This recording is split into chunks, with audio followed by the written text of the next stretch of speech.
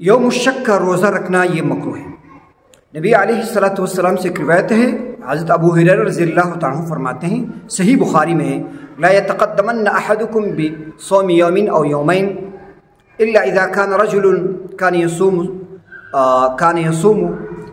फलयसुम ज़ालिकल यौम।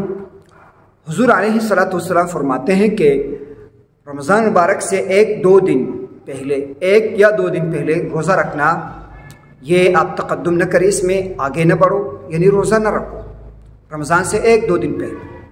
हाँ, अगर वो शख्स को एक इस तरह शख्स है जिसने शाबान के रोज़े सारे रखे हैं और वो एक तरतीब से जा रहा है, तो फिर इस शख्स को हुज़ूर अलैहि सल्लम ने इजाज़त दिया है कि वो रख सकता है ये रोज़ा।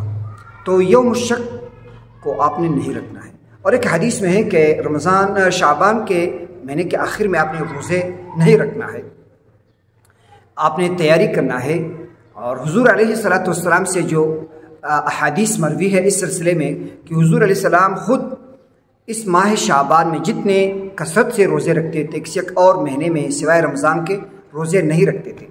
तो हुज़ूर अलैहिस्सलाम से बकसरत माह शाबान में रोज़ा रखने हुज़ूर अलैहिस्सलाम से ये साबित है। हुज़ूर अलैहिस्सलाम रखते थे। रूहानी तौर पर अपने आप को तैयार रखना रमज़ान के लिए, ये तो साबित है। लेकिन एक रिवायत ये है कि शाबान के आखिर में जो आखिरी अशरा है, इसमें रोज़ा न रखने या 15वीं के बाद रोज़ा न रखने की हुज़ूर अलैहिस्सलाम ने वसीयत किया है। हुज़ूर अलैहिस्सलाम से ये रिवायत तिरमिज़ी में है कि हुज़ूर अलैहिस्सलाम ने ये फरमाया है कि आखिर शाबान में अपने रोज़े नहीं रखना है ताकि आप जिस्मानी तौर पर तैयार हो रमज़ान के लिए।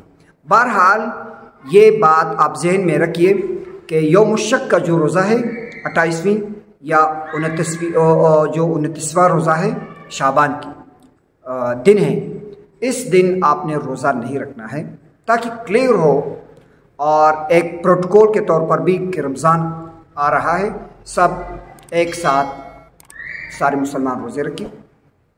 तो अल्लाह ताला हमें मुनहियात से हमें बचाए।